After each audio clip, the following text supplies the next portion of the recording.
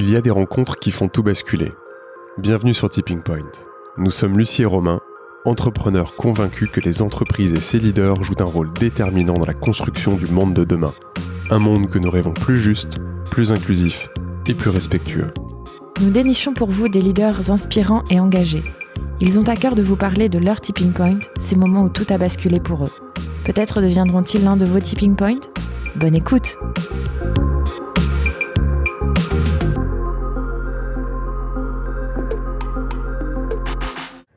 Bonjour Fatou. Bonjour. Tu vas bien ? Super. Merci beaucoup d'être avec nous sur Tipping Point. Mais merci à vous de m'avoir invité. C'est super sympa. On enregistre là chez nous. Alors je pourrais te présenter comme une entrepreneur, on pourrait te présenter comme une leader inspirante, on pourrait te présenter comme une femme engagée. Tout est vrai. Mais cette semaine, on était avec Laura Medji, on a enregistré. Ah oui, donc elle passera aussi sur le podcast. Et Laura te présentait comme une personne qui donne ou redonne le sourire. Et en fait, sans le savoir, Laura venait de faire notre intro. C'est effectivement ce qu'on a nous vécu, puisqu'on a été coworker pendant un peu plus d'un an dans nos bureaux. Et tu nous parleras un peu de l'aventure là que tu as vécue quand on était dans cet espace. Mais effectivement, Fatou, tu as le pouvoir de donner et de redonner le sourire. Ton charisme, ta bienveillance, ta douceur, tu as toujours le mot qui te donne confiance et qui donne de l'énergie. Alors, on est impatient d'en savoir un peu plus sur toi. D'où viens-tu ? Qui es-tu ? Qu'est-ce que tu fais ? On a envie de décrypter avec toi tes tipping points, les points de bascule qui ont changé ta façon d'entreprendre. Fatou, bienvenue. Mais avant de démarrer, est-ce que tu peux te présenter, s'il te plaît ?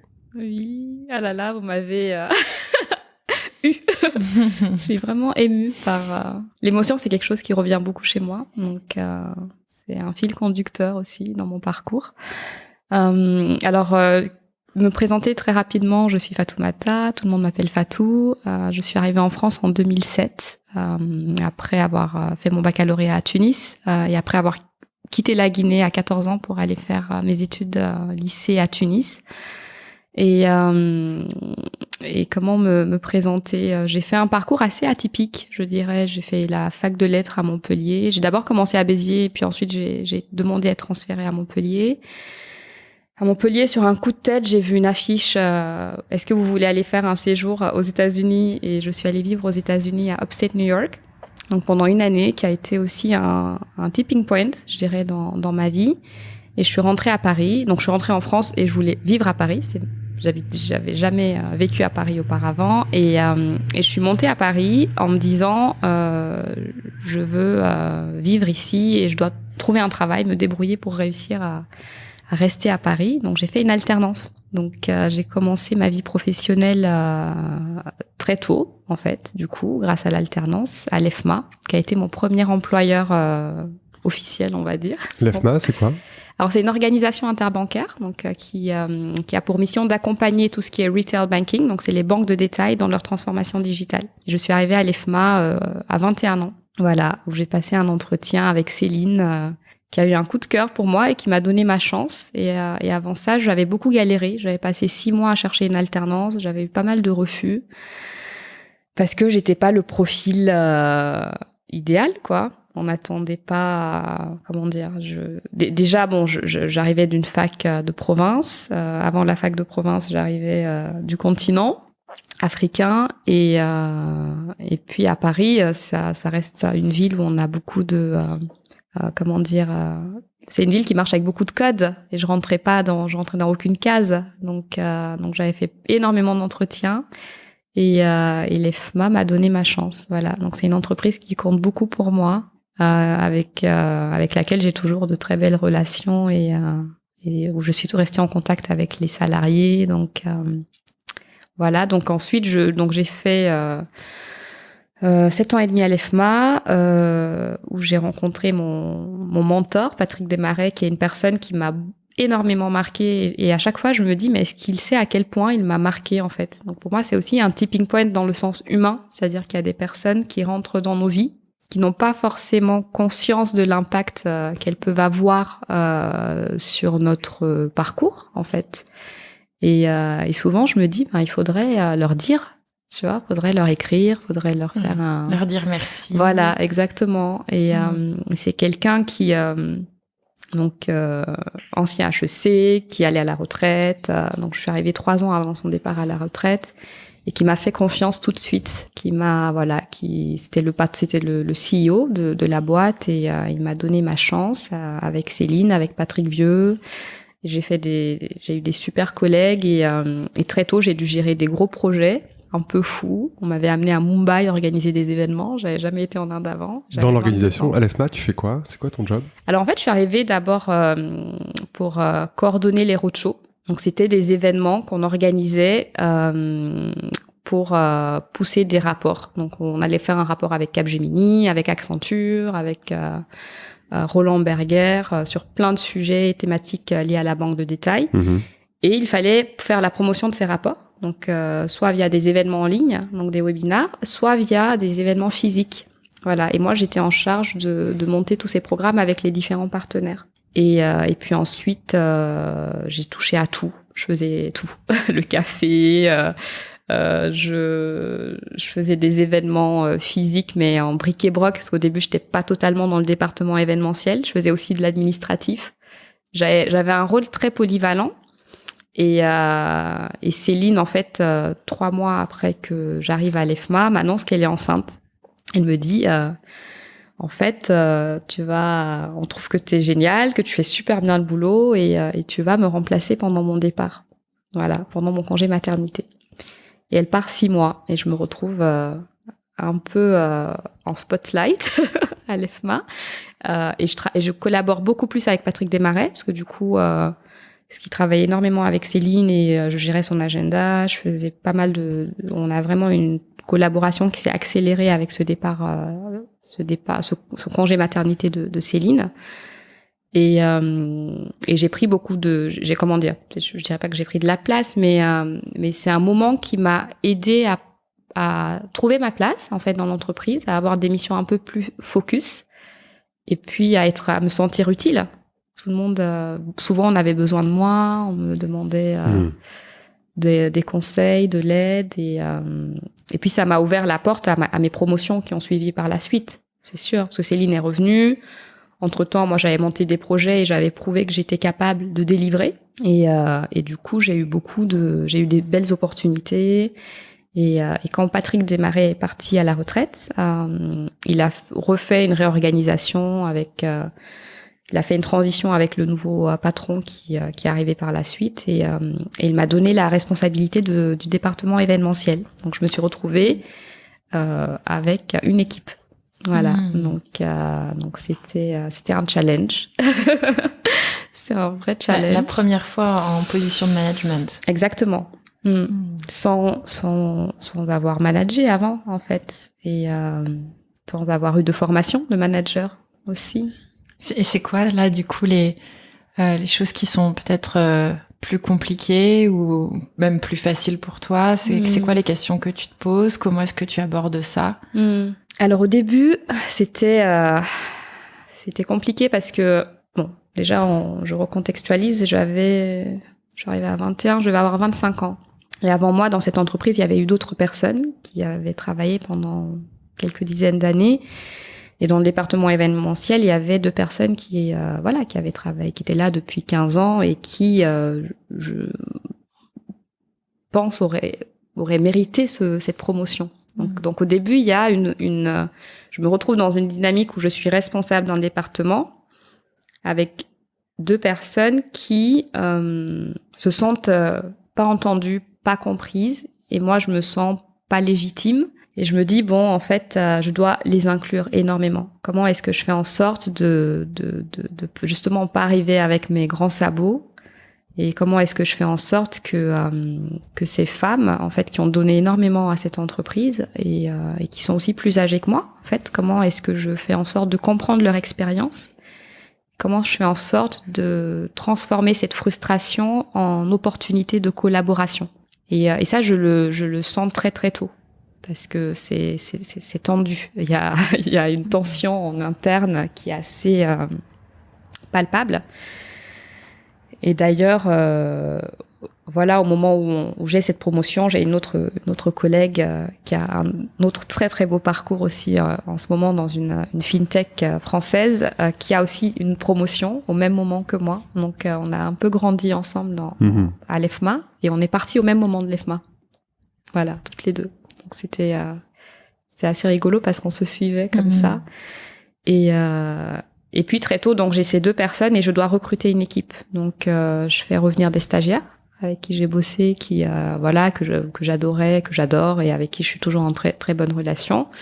Et j'essaye de mettre en place une équipe au sein de ce département qui soit soudée, parce que l'événementiel c'est un métier quand même très dur. On fait des nuits longues, c'est très physique. Quand on gère des événements 3 semaines avant, on fait que régler des problèmes. On n'a que des problématiques. Le traiteur n'a pas eu ça, l'hôtel a voilà, on n'a pas la bonne salle, la compte n'est pas partie, et c'est beaucoup de stress, beaucoup de tension.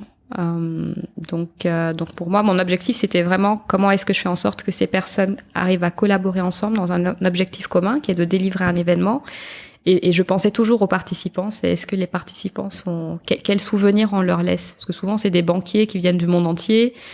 Et puis, on peut se dire, au final, pourquoi ils viennent à l'EFMA et pas un événement, par exemple, un peu plus gros, parce que c'est aussi très concurrentiel, c'est très compétitif, l'événementiel.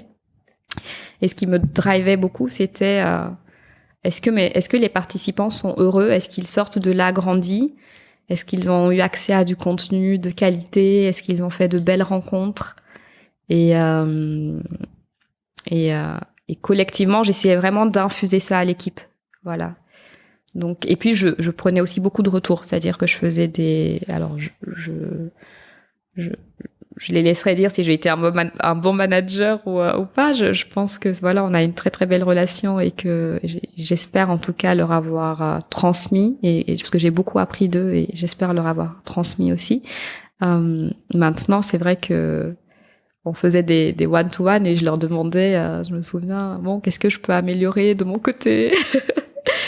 et au début, c'était toujours un peu bizarre. Elles étaient là, elles me regardaient genre. Ok, c'est sûr, je peux y aller. Et c'est inconfortable. Parce que j'ai le droit de donner du feedback à mon manager. Voilà, c'est ça. Et alors j'essayais de toujours le faire hors des locaux. Donc on allait au Starbucks, que les locaux étaient à Opéra. Donc on allait prendre un petit café à l'extérieur et d'être dans un cadre un peu plus informel. Et puis des fois j'entendais des choses et je faisais ok, comment j'interprète ça? Il faut pas le prendre personnellement. Je me suis aussi mise dans cette posture et c'est des moments qui m'ont énormément fait grandir. C'est quoi le pire feedback que tu as entendu? Ah là là, le pire. Celui où tu t'es dit ah non, c'est pas possible. Des fois, tu veux être trop collective. On a besoin que tu prennes aussi des décisions. Tu veux trop inclure. Et des fois, on a juste besoin que tu nous dises, en fait. Et pour moi, c'était dur parce que ma vision du manager, c'était la première fois que où je réalisais que oui, c'est bien le collectif et c'est bien d'inclure, mais aussi, à un moment, les gens attendent quand même que quelqu'un tranche. Et on incarne quelque chose qu'on le veuille ou non. Et ça, pour moi, et même jusqu'à présent, c'est un concept qui est un peu compliqué à accepter. C'est vrai que je pense que je suis un peu comme toi sur ce sujet-là, c'est-à-dire que j'essaie tout le temps d'avoir les avis de tout le monde, de mettre d'accord tout le monde et de trouver le compromis qui va faire en sorte ou le terrain d'entente que l'équipe elle avance et qu'elle soit contente de travailler ensemble. Et ce point d'équilibre entre on écoute tout le monde et on trouve le terrain d'entente où non, là, on fixe le cap et on y va et on arbitre et on tranche. Il est pas évident. Et surtout quand on fait beaucoup de collectifs et quand on a une organisation qui met au cœur le collectif. Tu vois, il y a presque comme une sorte de culpabilité à un moment à trancher et à prendre les décisions, alors même que je te rejoins, les personnes attendent ça et ça fait partie prenante de ton rôle.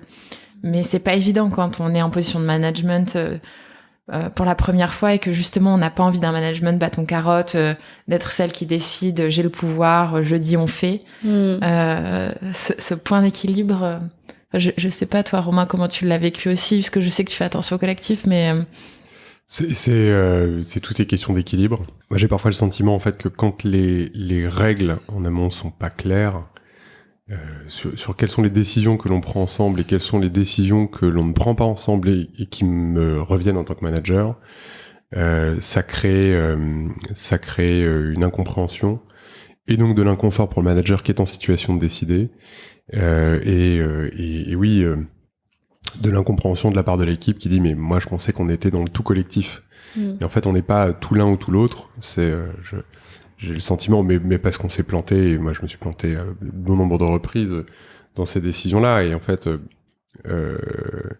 le cadre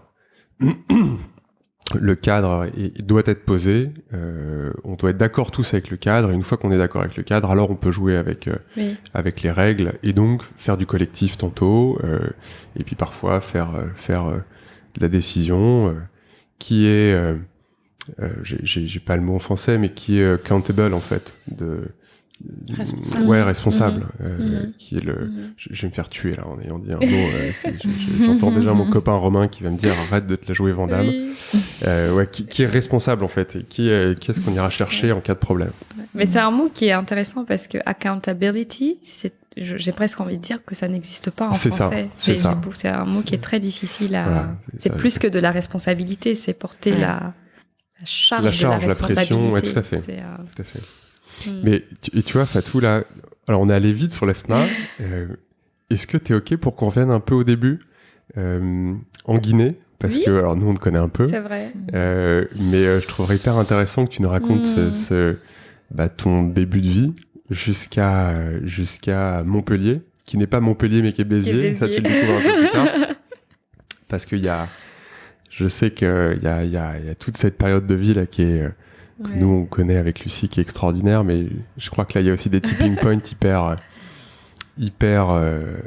comment dire des vrais piliers pour la suite, et notamment dans tes aventures entrepreneuriales. Ouais. Alors la Guinée, déjà c'est un très très beau pays.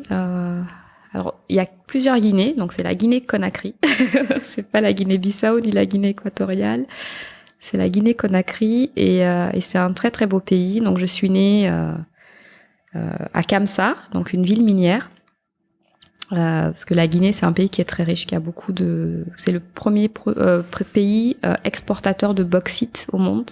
D'accord. Et la bauxite, c'est le minerai de base qui nous permet de faire l'alumine. Donc, en fait, on a tous de la bauxite autour de nous.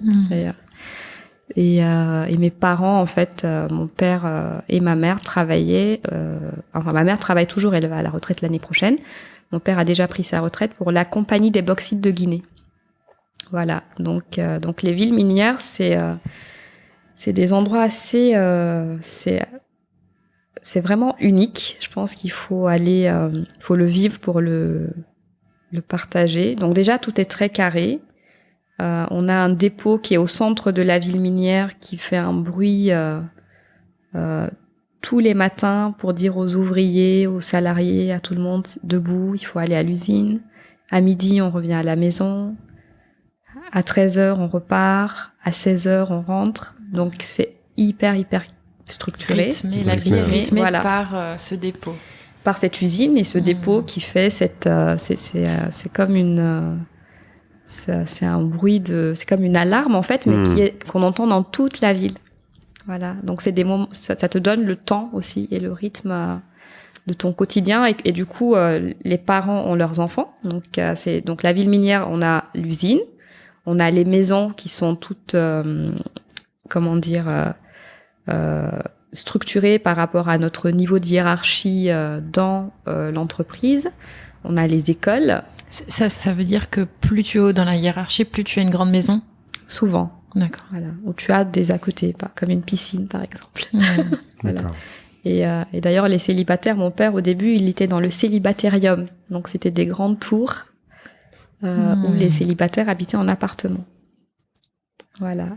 Qui existe toujours. Et puis on avait le ravitaillement, donc C'est au début du mois, je crois qu'il y avait les paix et puis il fallait aller au ravitaillement. Je me souviens de ma mère qui récupérait des concentrés de tomates, de l'huile, des sacs de riz. Voilà, donc c'est quand même c'est un mode de vie quand même privilégié par rapport à. Alors, par exemple, nous on a toujours eu de l'eau, de l'électricité courante, ce qui n'était pas forcément le cas quand on habitait à la capitale ou même quand on allait au village à côté. Donc, on vit dans une bulle.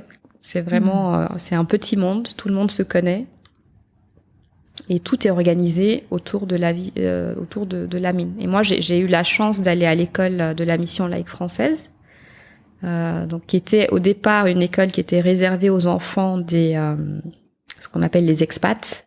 Donc, c'est les personnes. On les appellerait des immigrés aussi, mais c'est des personnes qui viennent en général de l'Occident et qui travaillent pour l'usine, qui ont souvent les postes de cadre en fait dans l'entreprise. Mes parents se sont battus pour pour que les enfants des locaux accèdent à cette école qui était réservée aux enfants des expats. J'utilise le mot expat parce que c'est plus simple à comprendre pour tout le monde. Et moi, je suis arrivée avec 2 autres élèves, donc Ibrahima et Isabelle. On était la première promo. Donc on était 3 enfants locaux qui venaient d'arriver après des examens. Ça a été un combat que mes parents et les parents d'autres enfants locaux ont mené, en fait, parce qu'ils considéraient que leurs enfants méritaient d'avoir accès à cette école et que c'était aussi un sujet d'égalité et que c'était, voilà, on était en Guinée, donc ça c'est... Parce que là, les enfants des locaux allaient dans une autre école qui était... Des écoles publiques guinéennes. D'accord. Voilà. Avec donc, moins de moyens, j'imagine, que cette école... Voilà. Ouais. Mais qui était... parce que mon frère aîné et ma sœur aînée ont fait les écoles publiques guinéennes. Et ils ont des connaissances et des compétences que moi, par exemple, je n'ai pas appris dans l'école de la mission laïque française. Maintenant, on a 2 visions du monde qui est quand même très différente. On sent que on a infusé cette école avec toutes les valeurs qu'elle pousse et avec mon petit frère d'ailleurs on nous appelle les petits Français. Donc il y a toujours un petit jeu comme ça et j'ai fait cette école donc je suis arrivée et c'est vrai que avec du recul je me dis je passais de la majorité à la minorité 2 fois par jour à peu près. Donc je quittais chez moi avec la maison guinéenne, la maman, les cousines, voilà. Avec on parle plusieurs langues, nos langues maternelles avec un mélange de français. Puis j'arrivais dans cette école française où il y avait des gens de toutes les nationalités, avec une vision occidentale du monde et où j'étais une minorité en fait. On me regardait, c'était les petits nouveaux. D'ailleurs, ma mère, elle raconte toujours cette anecdote. Quand on est arrivé, il y avait eu une crise il y avait des poux dans l'école. Et ils avaient convoqué les parents des locaux. Et ma mère, elle avait dit, comment ça? Parce que c'est pas nos enfants qui ont les poux, c'est vos enfants. Donc c'était... Allez, c'est parti. Donc Fatou, tu nous disais les poux qui viennent forcément des enfants des locaux. Moi, je trouve ça très choquant oui. Dans le message qui est envoyé à la fois. Ma mère, elle raconterait l'histoire. Mais c'était très drôle quand elle raconte l'histoire parce que elle le raconte avec beaucoup de recul et sans émotion, mais avec une fermeté. Et puis c'est vrai qu'ils avaient défendu leurs enfants en fait. Comme elle disait, pour eux c'était important qu'on ait pu intégrer cette école. Ils nous habillaient bien. On avait aussi une forme de pression pour réussir parce que une des peurs, une des raisons pour lesquelles pendant longtemps les enfants des locaux n'avaient pas accès à l'école, c'était la peur de faire baisser le niveau. Et du coup, voilà, j'étais tout le temps entre j'étais dans la majorité, je passais à la minorité, en fait. Et quelque part, j'étais chez moi et en même temps, quand j'arrivais dans cette école, je devais m'adapter, voilà. Je devais m'adapter à des nouveaux codes, à une manière de voir le monde qui est différente, à un programme aussi scolaire qui me parle d'un monde que je ne connais pas. Et là, t'as 6 ans, 7 ans. Et là, je suis au CP. Au CP. C'est ça. Ouais. Donc, j'ai fait tout le primaire et le collège, voilà, à l'école de la mission laïque française de Guinée. Donc, et c'était pour moi, c'est un tipping point, cette école, parce que elle m'a permis de développer cette hyper adaptabilité. Voilà, et aussi le fait de voir, voilà, le fait de comprendre que le monde n'a pas de normes, en fait, et qu'on peut appartenir à une communauté et avoir des codes et voir le monde d'une certaine manière et d'avoir une culture et des valeurs qui nous enracinent et qui nous portent, et en même temps découvrir qu'il y a d'autres manières de voir le monde, d'autres manières de penser qui peuvent être radicalement différentes. Et quand on est un enfant, des fois ça peut être perturbant. Ça peut être parce que bon, à 7-8 ans, on se pose pas toutes ces questions. Là, c'est avec du recul que je raconte ça, mais je sais que ça voilà, j'ai infusé beaucoup de choses de cette période. Donc là, toute ton école primaire et ton collège. Dans cette école où on t'apprend la République, les valeurs de la République, on t'infuse un peu la culture française. Voilà. Et américaine aussi, parce qu'il y avait aussi pas mal d'Américains. Donc, il y avait cette forme un peu bilingue. Donc, on faisait des cours en anglais, en français. Donc, infusé quand même beaucoup par l'éducation nationale, parce que j'ai dû passer le brevet, et le brevet était rattaché à, je pense que c'était l'Académie de Bordeaux, de Paris, je sais plus. Et en même temps, on avait des profs qui venaient du Canada, et on avait des profs, par exemple, une prof qui m'a énormément marqué, c'était Tasha Stephenson. Donc c'était une Américaine, les cheveux courts, qui n'avait jamais eu d'enfant, qui était là avec son mari, qui était dans une mission de vie, en fait, de transmettre, et qui m'a toujours dit d'avoir confiance en moi, qui m'épaulait quand je rendais mes devoirs, et c'est vrai que j'étais jeune, mais je me souviens que je regardais cette femme qui n'avait pas d'enfant, et qu'elle me disait, elle racontait des fois son choix de pas avoir d'enfant, et je l'admirais énormément, et elle m'inspirait énormément, cette femme. Et c'était pour moi la première fois que je voyais un modèle comme ça, en fait.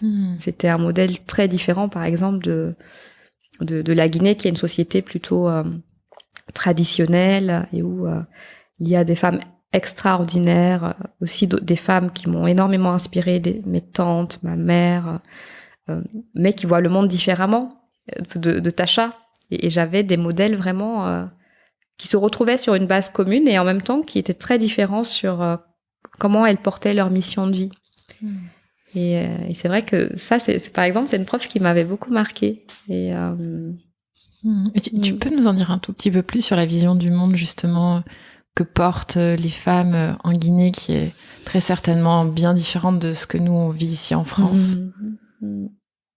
Ouais, alors c'est intéressant, parce que déjà, là, quand tu me poses la question, je me dis, est-ce que je suis la mieux placée pour en parler, parce que je suis partie à 14 ans, donc quand je rentre en Guinée, des fois, on m'appelle la blanche ou la toubab, et on me voit comme quelqu'un qui s'est vachement acculturé et qui est guinéenne, et en même temps qui est aussi très très différente de la femme qui est née, qui a grandi, qui est restée en Guinée. Mais moi, de mon expérience personnelle et de ce que j'ai vécu sur mes même quand je vois les conversations que j'ai avec ma belle-sœur, ma sœur, mes cousines, c'est des femmes très puissantes. Voilà, il y a quelque chose, il y a une vision de la société où déjà elles sont au cœur de la société. C'est-à-dire qu'on les enlève, il n'y a plus rien qui se passe. Souvent, je fais des blagues avec mon père et je dis ça, il rigole pas trop, mais mais c'est vrai. On enlève les femmes en Guinée, je pense vraiment qu'il n'y a que le pays s'arrête. Elles sont au front tout le temps. Je pense que c'est pas caractéristique que de la Guinée. Je pense que en général, c'est très représentatif de beaucoup de pays. Et elles sont très puissantes parce qu'elles incarnent énormément de valeurs, donc qu'elles arrivent à transmettre. Et en même temps, elles aspirent toujours à quelque chose de meilleur pour leurs enfants, pour leurs prochains. Il y a vraiment, on regarde l'autre et on se dit, je veux qu'il ait une vie plus belle. Et ça, je trouve que c'est puissant dans le fait, par exemple, que mes parents m'aient fait partir à 14 ans. Je trouve que c'est très puissant en tant que parent de se dire, je vais mettre quelque part mon ego de parent de côté et je vais laisser ma fille partir. Parce que je lui fais assez confiance et je considère que je lui ai assez transmis pour qu'elle puisse se débrouiller dans un monde où la Tunisie, je ne connaissais absolument pas du tout. Je ne pense même pas que je pouvais mettre la Tunisie sur une carte quand on m'a dit que j'allais à Tunis. Et pour moi, c'est ça aussi la puissance des femmes en Guinée. Et parce qu'il y a beaucoup de femmes qui font ça. C'est cette capacité à prendre des décisions qui sont quand même se séparer... Parce qu'il y a de ça, de se séparer de son enfant qui a 14 ans. Nous, c'est plutôt vers 18 ans que tu laisses ton bébé partir. Comment tu le vis, toi, ce départ à Tunis? C'est dur. C'est dur. Ça va, ma mère ne va pas écouter ce podcast. C'est un sujet un peu délicat entre nous parce que forcément, je touche à quelque chose quand on en parle très rarement, d'ailleurs. Parce que et puis je pense qu'en tant que mère, c'est un sujet très sensible et ça réveille des choses et c'est dur et en même temps j'avais l'impression que c'était pour mon bien en fait. Il y avait quelque chose de plus haut que moi qui je sais pas si ça se dit, de quelque chose qui dépassait en fait cet état, c'est-à-dire j'étais très très triste, je me souviens que j'avais beaucoup pleuré. Et en même temps, j'avais confiance en la vie et je sentais que c'était pour mon bien, en fait. Que j'allais... Maintenant, là, j'ai 32 ans. Qu'est-ce que j'aurais dit à cette petite fille à 14 ans? Je lui aurais dit, il ne faut pas trop t'inquiéter, il ne faut pas trop pleurer et tu vas vivre des choses extraordinaires. Mais quelque part, je le sentais déjà, en fait. C'est-à-dire que j'étais très, très triste et en même temps... Déjà, je ne voulais pas décevoir aussi mes parents. Ça, c'est un peu j'ai un syndrome un peu people pleaser, sur lequel je travaille. Alors, on fait de l'anglicisme, mais de devoir toujours faire plaisir et ne pas décevoir. Voilà. Et en fait, avec le temps, je me rends compte que en fait, on ne déçoit jamais ses parents. Ils nous aiment, donc on peut se faire beaucoup de films, on peut se raconter beaucoup d'histoires, mais ils peuvent devoir réajuster leurs rêves parce qu'ils ont projeté des choses et que ça correspond pas à ce qu'ils avaient projeté, mais on ne les déçoit jamais. Donc, mais j'ai mis du temps à le comprendre. Un amour inconditionnel. Voilà. Donc t'arrives à Tunis? Voilà, donc j'arrive à Tunis. Pour la poursuite de tes études. Exactement, le lycée. Voilà, et je débarque dans un monde... Alors, faut dire qu'en Guinée, j'étais quand même dans une bulle vraiment privilégiée. J'étais dans ma famille aimante. Je ne manquais de rien, avec des parents qui me regardaient avec le sourire, qui me donnaient confiance. Le monde, quelque part, il y avait autre chose que ma vie, mais j'en avais pas forcément conscience. Et Tunis, c'est vrai que je découvre l'Afrique quelque part. Je me rends compte que l'Afrique, c'est pas que l'Afrique de l'Ouest, même si je connaissais les pays et mais je vois que c'est un continent qui est profondément divers et qui porte des choses de manière très différente. Parce que je rencontre des gens de plein de pays d'Afrique différents, parce que à l'époque, il y avait la guerre en Côte d'Ivoire et Tunis avait accueilli la BAD, la Banque africaine de développement, donc avec toutes les familles et tous les enfants qui viennent de tous les pays d'Afrique. Donc c'est à Tunis que je rencontre des gens du Malawi. Je me souviendrai toujours, j'ai mon pote David, quand il me dit qu'il vient du Malawi, je bloque, je sais pas où c'est. Je dis c'est en Afrique. Oui, c'est en Afrique. Et je découvre, voilà, Tunis, c'est vraiment c'est un tipping point parce que déjà, je me retrouve, je passe de bulle parentale quand même privilégiée à Tunis où je dois... après, j'étais chez ma tante et j'étais aussi très bien accompagnée, mais je me retrouve dans un pays où je ne connais pas la culture, qui est très différent d'où je viens, où je rencontre des gens de pays très différents, où j'arrive dans une école très différente de l'école où j'étais. Déjà, je devais mettre un uniforme. Alors que l'école de la mission laïque française, justement, c'est tout sauf les uniformes.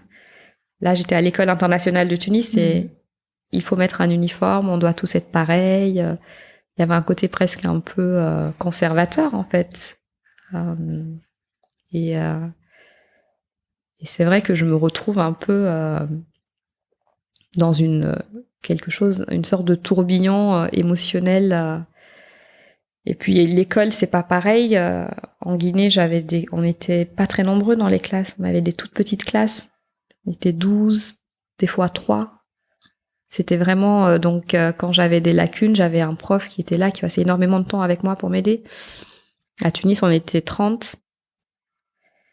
Et j'ai tout à réapprendre en fait. En plus, les programmes sont différents. Il y a une partie qui est sur le programme tunisien, donc je dois apprendre l'histoire des baies, de la colonisation de l'Afrique du Nord. Donc c'est super parce que je découvre une autre histoire que l'histoire que je connais de l'Afrique francophone. Mais je me retrouve de nouveau dans une hyper adaptabilité. C'est où je revis un peu ce que j'avais vécu plus jeune. Et je pense qu'il m'a formée à vivre cette expérience, parce que je l'ai plutôt bien traversée. Et je me retrouve de nouveau à devoir être dans cette forme d'hyper-adaptabilité, intégrer tout de suite beaucoup de concepts, plusieurs cultures, m'adapter à un nouveau système scolaire, avec cette pression de je ne dois pas décevoir, je dois faire mes classes, je dois passer, je peux pas redoubler. Voilà, parce qu'il y a ce côté quand même où d'ailleurs je pense qu'on n'en parle pas beaucoup avec mes frères et sœurs, parce qu'on est tous partis en fait assez tôt. Et je pense qu'on a tous vécu cette pression et cette admiration qu'on a pour nos parents de faire ça, et en même temps qui nous met une pression de faut qu'on assure quoi. Parce que eux quelque part c'est une forme de sacrifice. En tout cas c'est comme ça que moi je l'ai vécu en tant que jeune adolescente. Et tu nous disais aussi, je crois, c'est la première fois où tu fais face au racisme en arrivant à Tunis. Oui. Ça, t'en avais conscience que ça existait avant d'arriver là-bas? Oui, parce que la ville minière, même si on travaillait tous ensemble, il y avait quand même, c'était un peu plus. Bon, déjà par exemple, tous les postes de direction étaient des postes tenus par des Belges, des Français, des Canadiens. Donc, je sens que je suis dans un système qui n'est pas un système où on est égaux. Très tôt, je me rends compte que, de toute façon, il va falloir que je travaille 2 fois plus tout de suite. Il faut que je fasse mes preuves. D'ailleurs, qui est un truc que je vais garder et que je commence à m'en défaire maintenant. Mais pendant très longtemps, j'ai toujours pensé que je devais toujours travailler 2 fois plus pour faire le minimum, en fait. Je sais pas comment l'exprimer, mais j'ai toujours eu cette sorte de je sais pas si c'est un syndrome, mais quelque chose voilà. Et ça vient, je pense, vraiment de quelque chose qui a été fait très tôt. On n'est pas égaux, et je le sentais très tôt en Guinée qu'on n'était pas égaux sur ces sujets-là. Maintenant, à Tunis, j'ai vécu un racisme beaucoup plus frontal, c'est-à-dire c'était vraiment dans la rue. Voilà, c'était avec des mots, c'était des insultes, c'était, je me retrouvais, et puis il y avait aussi une forme de sexualisation de mon corps. Ça, je l'avais pas du tout vécu en Guinée, où je me retrouve là, la gazelle. Tout de suite, on ne me voit pas. En tout cas, j'existe parce que je représente quelque chose, voilà, qui est dans l'inconscient collectif. avec tout ce que ça représente. Bon, quand en plus on a 14-15 ans, pour une femme, c'est pour une jeune adolescente, on rentre très vite dans le monde de la jeune femme adulte en fait. Donc pour moi, je dirais pas que j'ai pas vécu de racisme en Guinée, mais comme j'étais chez moi en Guinée, j'avais quand même cette bulle protectrice et je sentais que cette ville minière était pas totalement alignée, mais globalement les gens se sentaient bien. Mais on sentait qu'il y avait quand même il y avait des différences de traitement. Mais c'était pas quelque chose que j'allais vivre frontalement. Tunis, c'était tout de suite, c'était des mots, c'était des regards, c'était des sifflements, ouais, plus violent, plus frontal, comme tu disais. Plus frontal, exactement. Ok. Et alors, comment tu passes de Tunis à Montpellier ou à Béziers? Il y a une histoire marrante là-dessus, justement. Oui, déjà, je passe mon baccalauréat. Donc, parce que Tunis, c'est le tipping point, parce que quelque part, c'est aussi une forme de tipping point, parce que je rencontre des gens incroyables. Et je rencontre des Tunisiens incroyables. Vraiment, j'ai des copines tunisiennes, des femmes aussi très puissantes. Voilà. Donc, et puis, on se rend compte de la complexité du monde. En tout cas, je découvre que le monde est beaucoup plus. Moi, je suis quelqu'un. J'ai tendance à être un peu manichéenne. C'est un peu le défaut que mon grand frère me donne. Et c'est vrai que Tunis, ça a été le moment où j'ai commencé à déconstruire ce truc et à réaliser que le monde était beaucoup plus compliqué que ce que moi je pouvais imaginer un peu de manière idéale. Et je passe le baccalauréat en candidat libre à Tunis, donc je l'obtiens. Je me dis, j'ai deux options. Soit je rentre en Guinée pour faire une demande de visa pour faire mes études en France, soit je fais ma demande de visa à Tunis directement. Ce qui est moins courant, c'est pas le processus. Mais j'ai aussi regardé le temps, c'est-à-dire que j'avais les résultats du bac, je crois que c'était fin juin ou début juillet, et la rentrée en France était septembre. Donc il y avait aussi un sujet très pragmatique en fait, si je veux aller en France, j'ai pas vraiment d'alternative, je dois demander le visa à Tunis. Donc je demande, je fais mon dossier bleu, je fais une stratégie un peu pragmatique. Je me suis pas du tout dit c'est quoi mes études, les études de mes rêves, qu'est-ce que je veux faire plus tard. Je me suis dit, je veux aller en France, comment je fais? Bon, je vais éliminer toutes les universités où tout le monde veut aller. Et je vais me concentrer. Et du coup, on me dit, regarde en province. Et du coup, je regarde Montpellier, parce que j'avais, je crois, quelqu'un qui m'avait dit, Montpellier, c'est quand même une bonne fac. Et en même temps, c'est pas très sélectif. Parce que c'était quand même mon objectif, c'était d'avoir mon visa pour aller en France et faire mes études. Et Montpellier m'accepte tout de suite. Donc, sauf qu'ils ne me disent pas que je suis à Béziers tout de suite. Voilà. Donc, pour moi, je vais à Montpellier. Mais c'est super parce que j'ai mon dossier. Alors, à l'époque, c'était les dossiers bleus, ça a dû changer, mais j'ai le dossier d'acceptation d'une université française. J'ai mon baccalauréat. J'ai, mon père et mes parents, ils m'avaient mis en relation avec mon parrain qui est libanais et qui habite à Paris. Donc, il m'avait aidé à faire les formalités un peu. Il te demande toujours un compte en banque. C'est des dossiers quand même assez complexes. Tu dois, prouver que tu peux vivre, que tu vas pas être dépendant de l'État français. Donc, c'est quand même un dossier assez complexe à monter. Une fois que j'avais tous ces papiers, je vais à l'ambassade de France, je dépose mon dossier et je récupère mon passeport quelques semaines plus tard. Donc, je me souviendrai de ce jour toute ma vie parce que il faisait une chaleur à Tunis. C'était incroyable et je faisais la queue avec plein d'autres étudiants. En fait, c'était un peu le moment où tout le monde venait récupérer leur passeport parce qu'on ne te dit pas si tu as le visa ou pas. Et là, on te rend ton passeport et là, tout le monde tout le monde se met à feuilleter le passeport pour dire je l'ai ou je l'ai pas. Quoi. Exactement. Et c'est très bizarre parce qu'il y a des gens qui pleurent. C'est un moment très émouvant et il y en a qui l'ont eu et il y en a qui l'ont pas eu. Et quelque part, c'est des tipping points, ces moments de vie, parce que ça change... ça peut aussi changer, ça change ton destin aussi. Tu viens de vivre une étape de sélection collective et t'as les résultats. Exactement. Et on n'est pas 100, on est des milliers. Donc... c'est vrai que je l'aurais pas mis dans mon tipping point, mais maintenant que j'y pense, c'est vrai que c'est un moment, je pense, ça participe à écrire ton destin, en tout cas. quel qu'il soit. Et donc toi, tu découvres que tu as le visa. Voilà, exactement. Donc là, j'appelle mes parents, super contents. Je dois prendre un aller simple pour Orly. Et mon père, oui, au début, on a toujours ce dilemme avec mon père parce qu'il a une carte, il a un compte à la Société Générale et des fois, ces cartes ne passent pas. Il me dit, tu peux payer le billet avec ma carte et sa carte ne passe pas. Et moi, j'étais en panique, on ne peut pas acheter de billet, je peux pas y aller.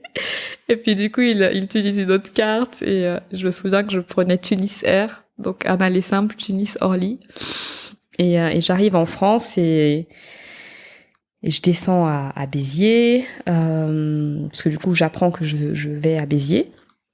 Et là, j'arrive au FJT, donc au foyer des jeunes travailleurs de Béziers. Voilà, donc pour moi, c'est encore une expérience parce que j'ai connu une France à travers les livres, surtout, ou à travers les histoires qu'on a racontées, parce que la Guinée, en plus, c'est une ancienne colonie française, donc du coup, on connaît pas vraiment la France des territoires, en fait. On connaît la France, c'est Paris, pour beaucoup. Là, j'arrive dans les territoires. Pour le coup, je découvre un FJT, je suis avec plein de gens très différents, beaucoup de jeunes adultes qui sont des personnes qui ne peuvent plus vivre avec leurs parents, qui ont des histoires humaines très très difficiles. Je vis mes premiers comas éthyliques. Je n'ai pas raconté ça à mes parents. Je rentre dans le foyer et il y a un jeune homme avec le SAMU. Donc beaucoup de détresse humaine dans ce foyer. Et en même temps aussi de très belles rencontres parce que je rencontre ma très très bonne copine Alissa qui est allemande et qui faisait son service civique à la mairie de Béziers. Et puis je rencontre Binta qui est vraiment ma sœur de cœur qui elle n'était pas au foyer mais elle était dans une rue pas très loin et elle arrive du Mali. Donc on se retrouve un peu dans cette petite ville étudiante. Et puis surtout, je rencontre Annie et Jacques, qui sont mes parents français. Voilà, qui sont des gens que j'aime énormément et qui me font découvrir. Voilà, Annie, c'est la cuisine française, le fromage, les tartes tatin, les gratins. Grâce à elle, je découvre.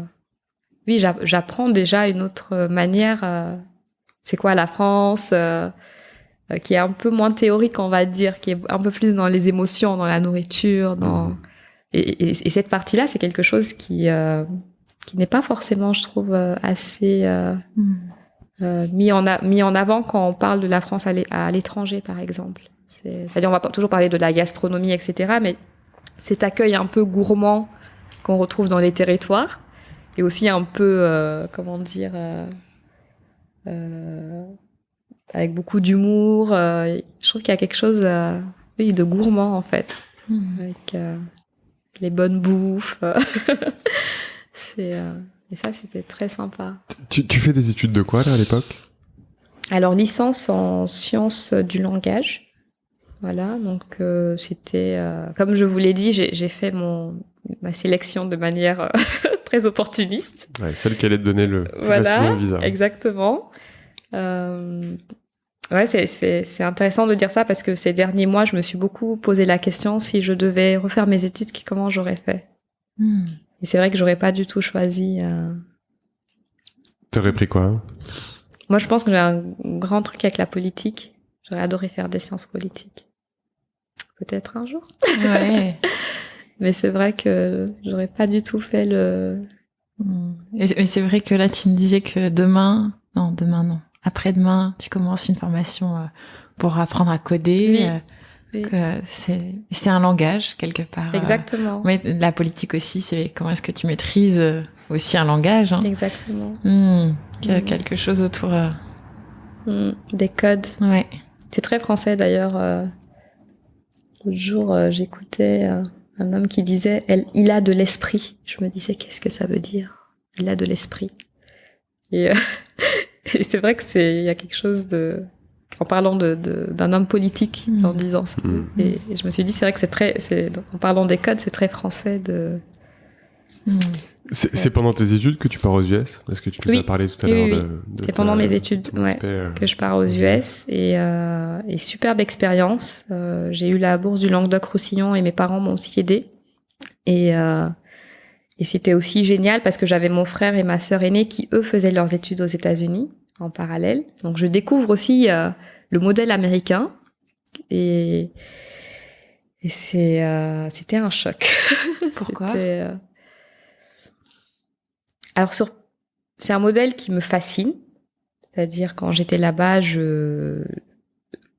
par exemple, la bibliothèque était ouverte H24. Et pour moi, c'est vrai que arriver avec mon thé à 3h du mat, à la bibliothèque, avec plein de gens qui bouquinent, c'est du luxe, c'est le luxe ultime, en fait, d'avoir autant d'énergie, autant de stimulation à n'importe quelle heure du jour et de la nuit, avec un accès au savoir. Donc il y avait ce côté vraiment... moi, c'est des moments que j'adorais. Je trouvais ça... Je me souviens, j'étais à la bibliothèque à 3h du mat et j'avais mes bouquins et j'étais là et je parlais avec des gens et je me souviens de prendre du recul pour me dire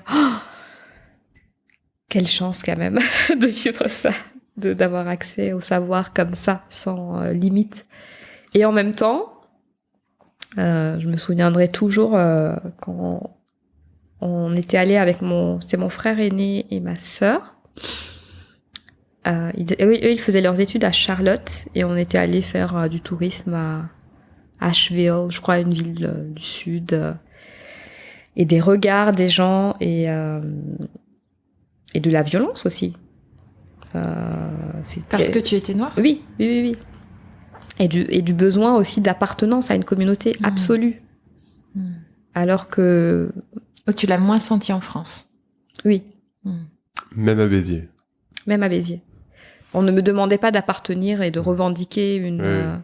Maintenant, je me suis éduquée aux États-Unis sur ces sujets et c'est vrai que j'ai compris aussi pourquoi ils avaient ce besoin d'appartenance absolue. J'ai découvert l'histoire de la ségrégation que je ne connaissais pas. Je n'ai pas eu de cours là-dessus. C'est pas quelque chose qu'on enseigne, que ce soit en France ou même en Guinée ou à Tunis. On parle de l'esclavage, mais quelque part, ça s'arrête là. Les esclaves, qu'est-ce qu'ils sont devenus, comment leur histoire, qu'est-ce qui s'est passé. On n'a pas accès à cette... D'ailleurs, je pense que c'est quelque chose qui devrait être plus enseigné parce qu'on a quand même un destin, on a lié en fait entre l'Afrique et le continent américain. Mais oui, je découvre qu'ils ont une histoire profondément violente et que je me souviens, il y avait une lecture dans un amphi avec une femme qui, je pense, appartenait aux Black Panthers, qui avait sorti un bouquin qui racontait leur quotidien. Et j'avais des larmes parce que je ne pouvais pas imaginer que ça pouvait être possible. Et du coup, je comprends aussi ce besoin. En fait, c'est que par la communauté qu'on survit, quelque part. Mais moi, au début, je me souviens qu'il y avait au collège où j'étais, à Geneseo, des incompréhensions de certaines personnes qui ne comprenaient pas que je n'avais pas adhéré au Black Student Union, BSE.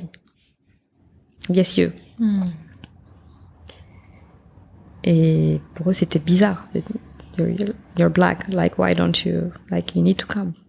Et un jour, je me suis dit, you know what, I'm gonna come, je vais venir. Et c'est vrai que quand on écoute les histoires et qu'on voit comment ça fonctionne, je comprends leur besoin d'appartenance qui est assez viscéral quelque part à une communauté. Moi, je m'étais toujours dit, je sais d'où je viens, voilà, ma ville minière, mes parents, et puis même en Guinée, tout le monde était noir quelque part, donc ta couleur de peau n'était pas quelque chose qui te définissait profondément et définissait ton identité. Tu allais te définir par ta culture, par ton ethnie, par voilà, je suis malinké, voilà. Mais pas par ta couleur de peau. Ouais. Et aux États-Unis, c'était pour le coup, c'était un tipping point parce que j'ai réalisé que voilà, le monde aussi était encore plus complexe. Et du coup, quand je suis revenue en France, c'est vrai que ça m'a fait du bien de ne plus avoir à être dans une case. Parce que je peux pas être dans une case. Et je pense que personne ne peut être dans une case. On est tous uniques. Donc à aucun moment t'as eu envie de rester? Non. Par contre, c'est un pays qui me fascine. Donc à chaque fois que j'y vais, c'est vrai que j'adore l'énergie des villes américaines. J'adore cette énergie qui te porte. Sur l'aspect case, c'est marrant parce que Dominique Steyler, qui est passé aussi sur Tipping Point, nous disait ne me cherchez pas, n'essayez pas de me mettre dans une case, vous ne m'y trouverez pas. Et il dit parce que comment il dit la conformité démarre à la définition. Donc il dit moi je veux pas être dans une case en fait.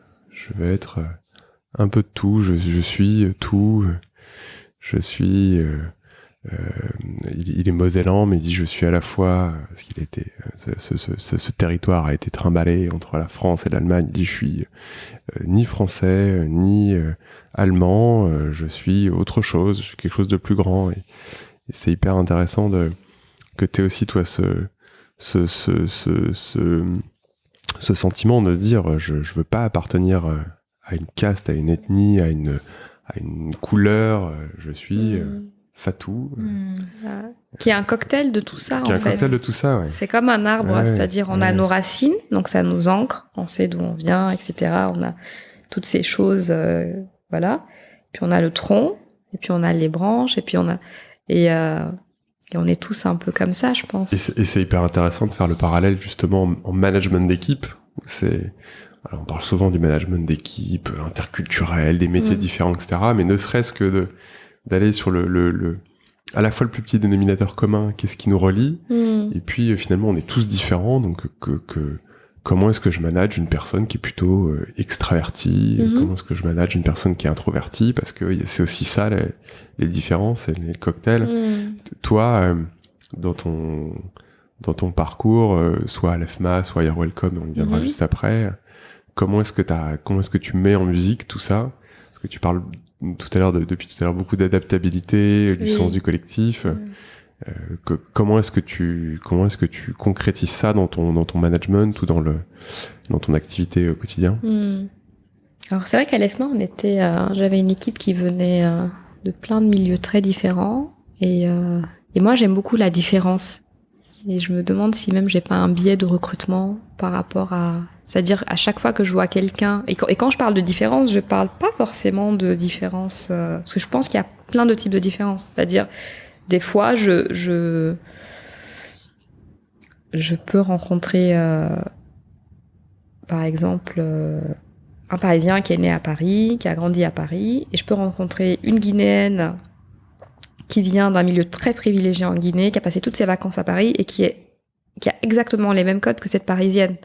Et du coup, c'est pas du tout une différence qui, moi, m'intéresse. Et c'est pour ça que je pense qu'il y a, au-delà de la différence culturelle ou géographique, il y a la différence de nos expériences de vie, en fait. Comment est-ce que notre identité a été ou est formée à travers nos expériences locales et nos expériences de vie. Ce millefeuille qui fait qu'on est aujourd'hui qui on est, qu'on a la vision du monde qu'on a les amis qu'on lit les bouquins qu'on aime. Et ça, je trouve ça vraiment intéressant en termes d'équipe, parce que d'ailleurs, j'ai souvent eu des équipes avec des gens différents sur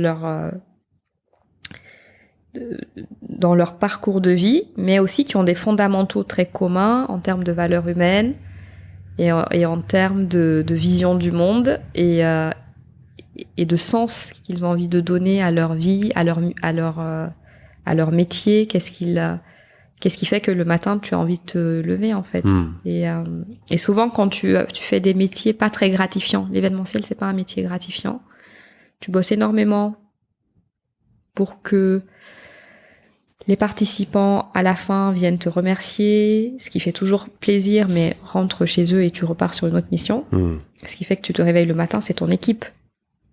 c'est la satisfaction que vous avez collectivement d'avoir délivré en fait. Et comment est-ce que vous l'avez fait? Est-ce que vous l'avez fait ensemble ou est-ce qu'il y avait une sale ambiance Ça va peut-être faire un peu cliché, je suis navré, mais il y a pas longtemps, on a vu ou on revu le film avec Bakri, là, Le sens de la fête, où il organise des mariages.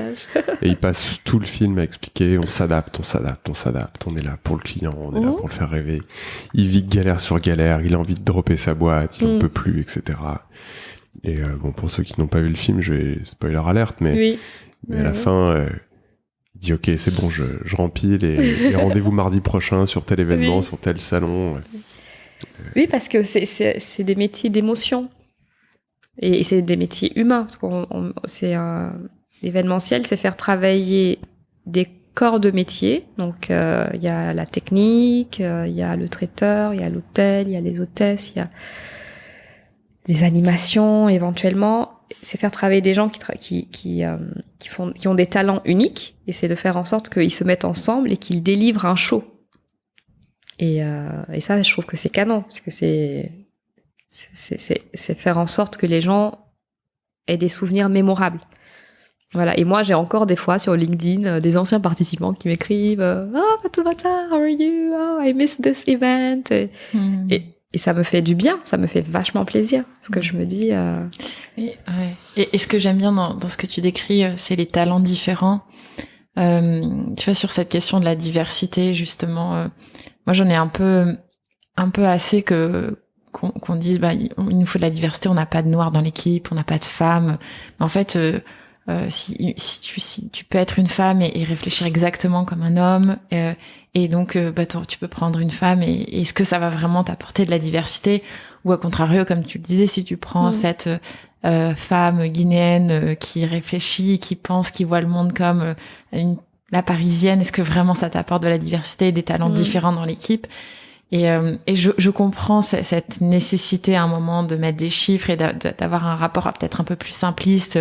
On a besoin de femmes, on a besoin de personnes de couleur, etc. Mais tu vois, est-ce qu'on peut aussi réfléchir en termes de talent, en termes de personnalité, de manière de voir le monde, de manière de réfléchir? Est-ce que ça aussi on peut le regarder comme de la diversité qui va venir enrichir l'équipe, plutôt que de se dire on a besoin de 3 femmes, de 3 noirs, je dis n'importe quoi, mais tu vois, elle est où la véritable diversité? Là, je pense que c'est le talent du recruteur, en fait. Et c'est pour ça que je pense que former les recruteurs, c'est une nécessité, en fait. Et c'est vrai que des fois, quelque part, on va attirer les gens qui nous ressemblent.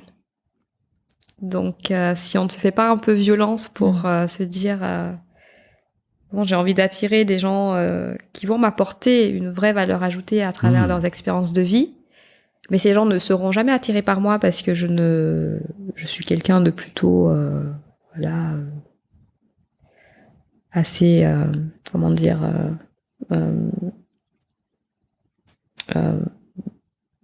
quelqu'un de assez normal, on va dire, qui rentre dans toutes les cases. Donc je ne pourrais pas forcément attirer des gens qui ont toutes ces différences de vie et ces expériences de vie. Donc comment est-ce que moi je me remets en question pour attirer ces personnes? Ou est-ce que moi je vais créer de nouvelles expériences de vie qui vont m'enrichir si j'ai envie de rester dans ce job de manager, de recruteur? Et je pense que des fois il y a un vrai enjeu de remise en question des gens qui recrutent, de formation, et comment vous faites en sorte, vous, de continuer à vous enrichir et à enrichir vos expériences de vie. Donc de sortir de vos milieux, d'aller, passer l'Aïd avec des gens pour apprendre c'est quoi, aller ensuite faire Pessa, aller ensuite faire Pâques, et pourquoi pas fêter le Nouvel An chinois.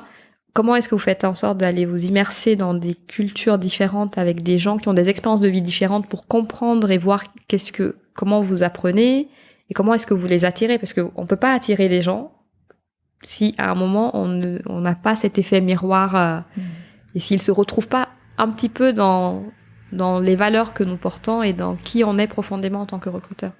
Et moi, du coup, des fois, je suis un peu frustrée par ce débat aussi parce que je me dis, oui, pour faire des belles photos et faire des images, c'est sympa, mais c'est ça. Pour changer profondément et systémiquement le modèle, il faut aller, il faut revoir nos modes de recrutement en fait. Et il faut aussi revoir les profils de recruteurs. Ouais, c'est super intéressant. Ouais. Et moi, je recrute des gens qui m'apportent beaucoup de choses. Ce que j'aime sentir, c'est déjà est-ce que je vais apprendre avec toi. Est-ce que je vais apprendre, comment je vais apprendre et qu'est-ce que je vais pouvoir te transmettre. Je me dis pas qu'est-ce que tu vas m'apporter. Je sais que tu as les compétences de toute façon. En plus sur les hard skills en général, tu as les compétences, tu peux toujours t'améliorer. Mais ce qui m'intéresse vraiment, c'est quel type de collaboration est-ce qu'on a envie d'avoir ensemble. Parce que moi, je crois profondément que si on n'est pas bien ensemble, on ne peut pas créer de grandes choses ensemble. Oui. La confiance et comme tu le disais, le terrain commun, des valeurs aussi, et avant tout.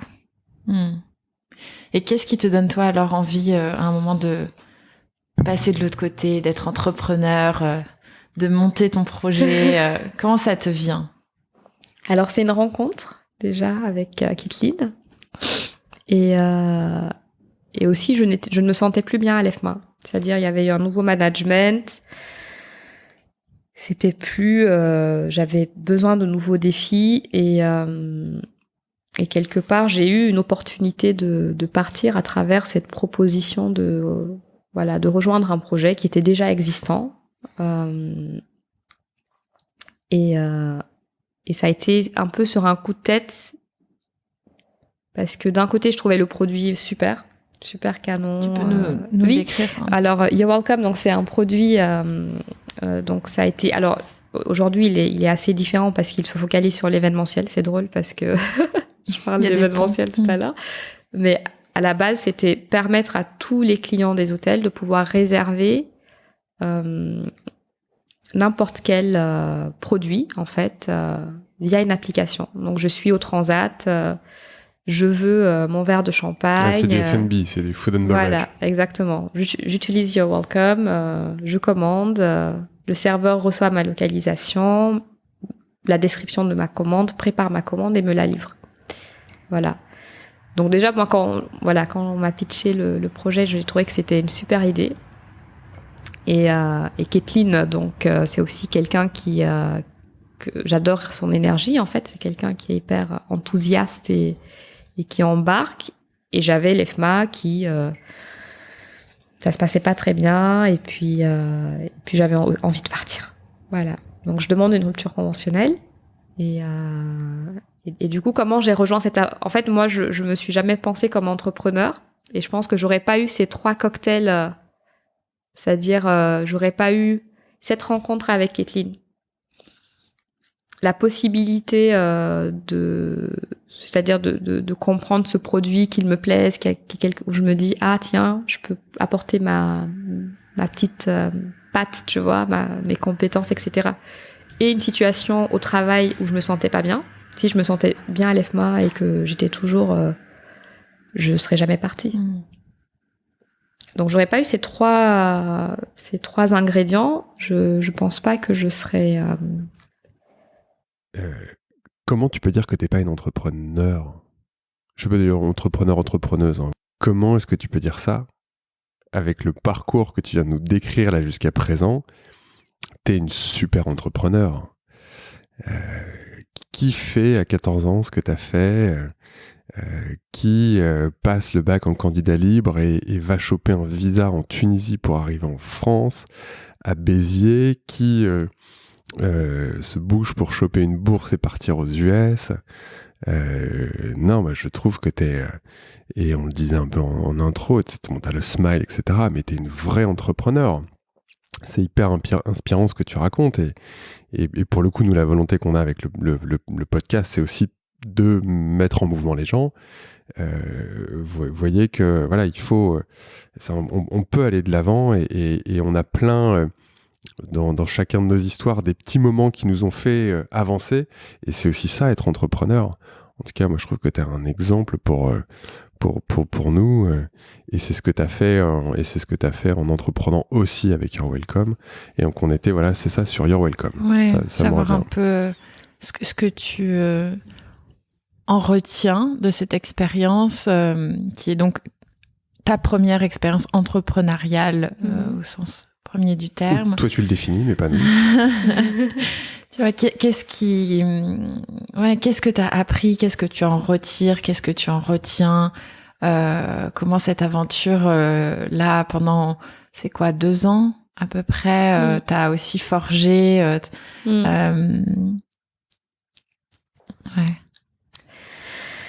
Ah là là, You're welcome. Alors déjà, c'est intéressant parce qu'il y a une semaine, j'ai fait un exercice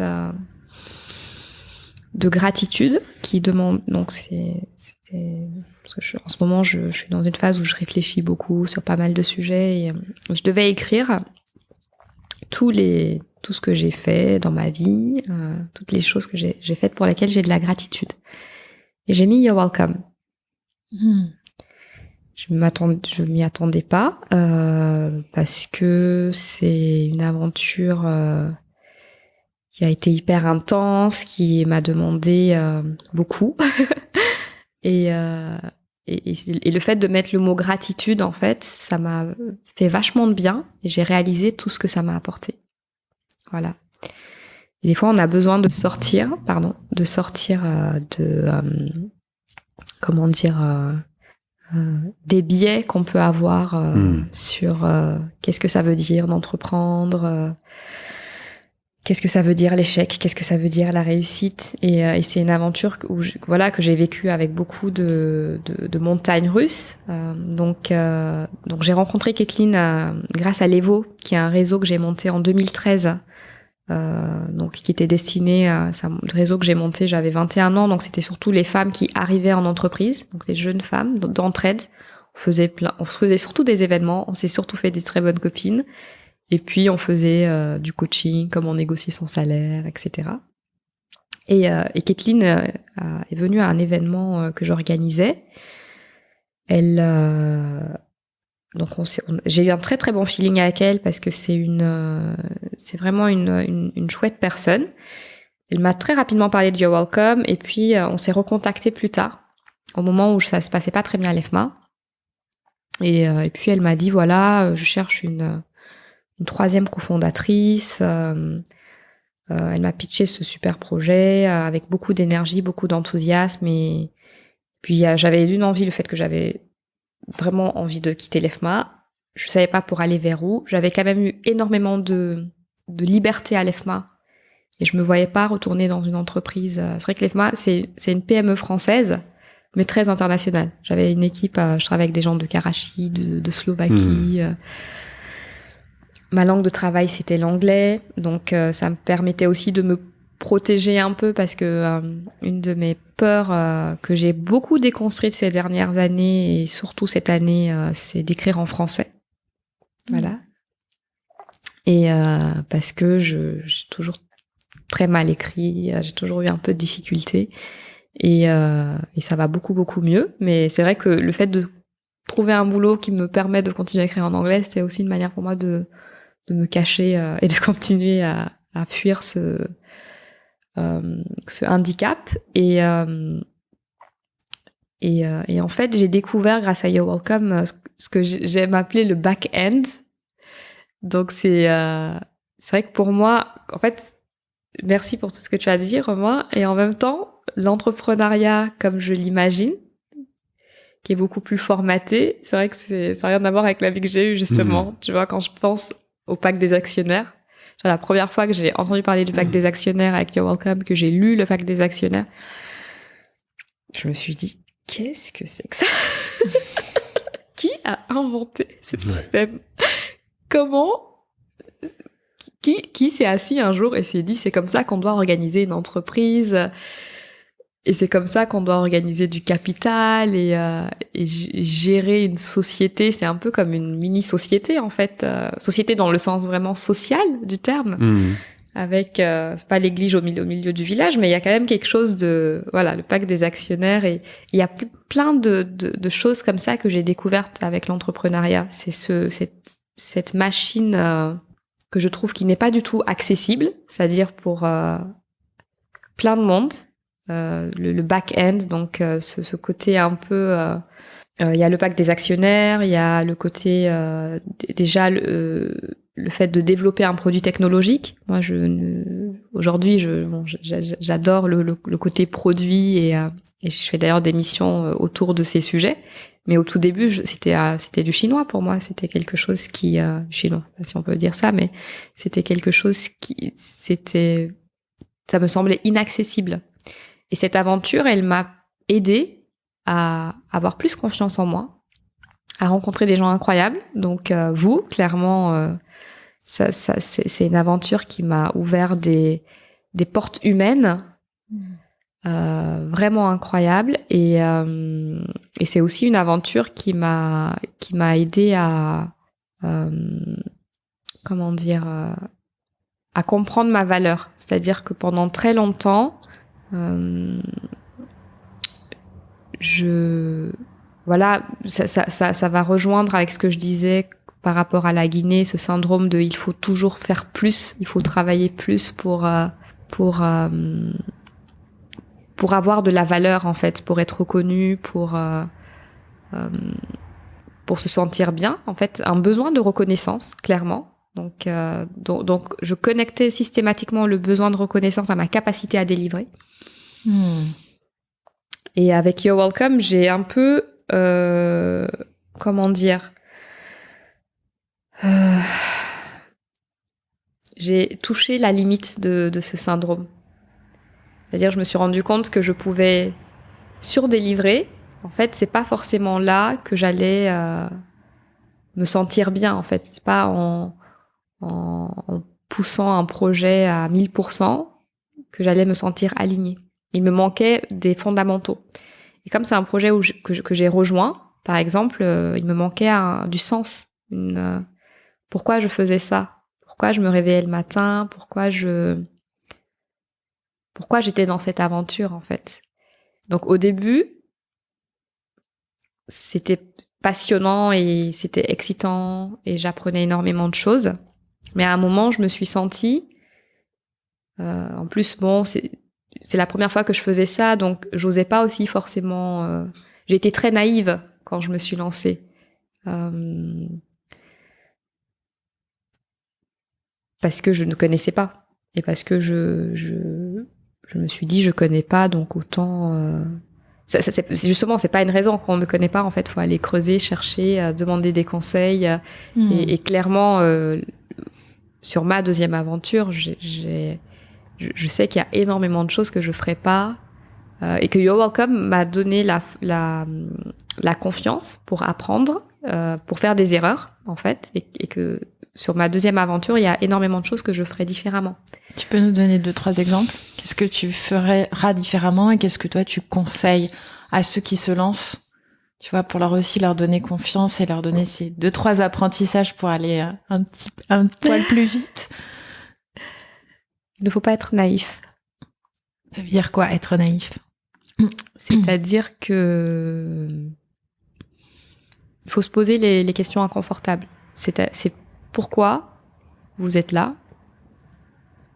Pourquoi vous avez envie de mettre autant d'énergie? Parce que l'entrepreneuriat, c'est quand même...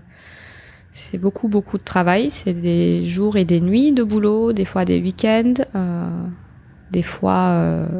par exemple, moi, je me suis mariée en juillet et on avait un contrat à délivrer en août et j'ai pas eu...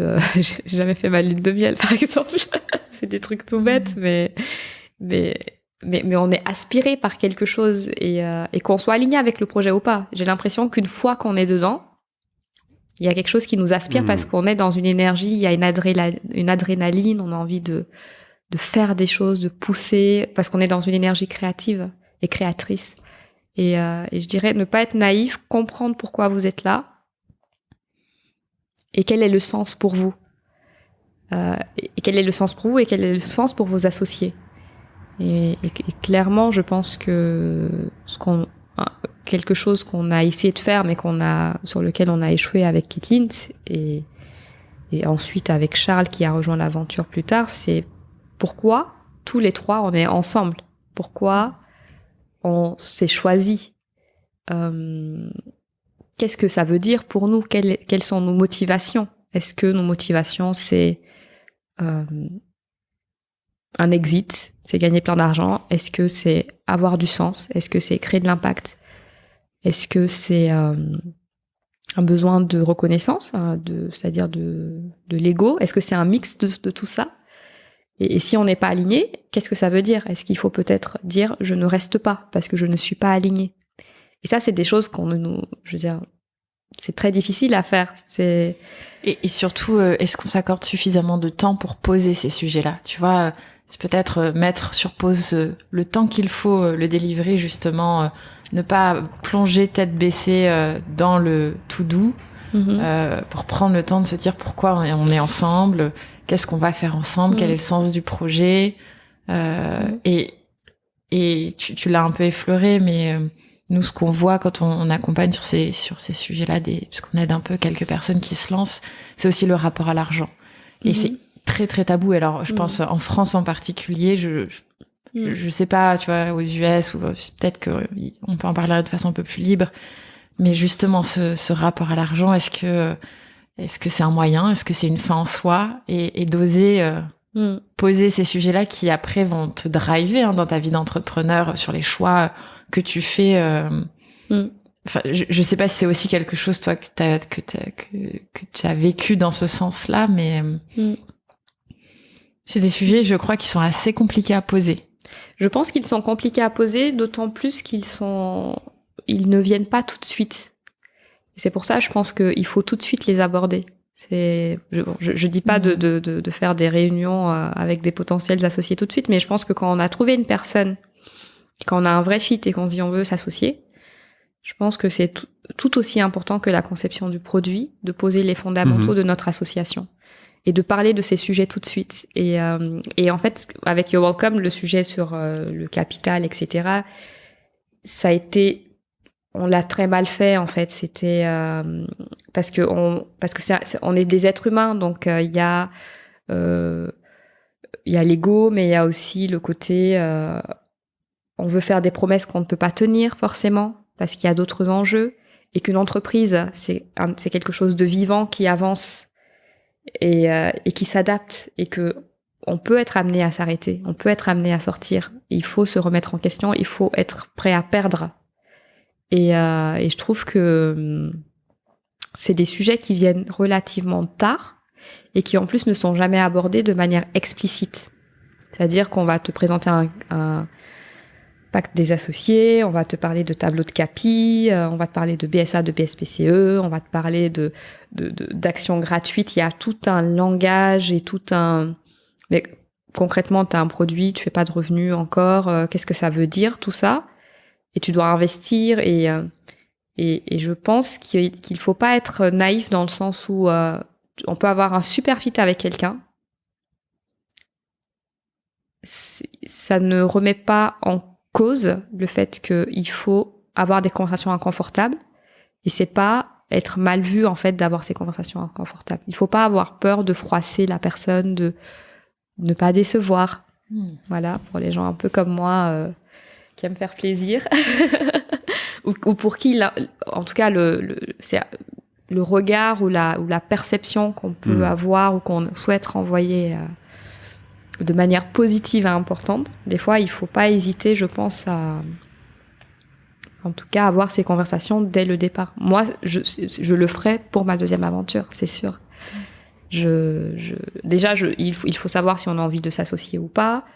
C'est pas aussi pareil. Moi, j'ai rejoint un projet qui était déjà dans qui était déjà lancé, et dont le concept et la validation du produit avaient déjà été faites. Donc, c'est encore d'autres questions.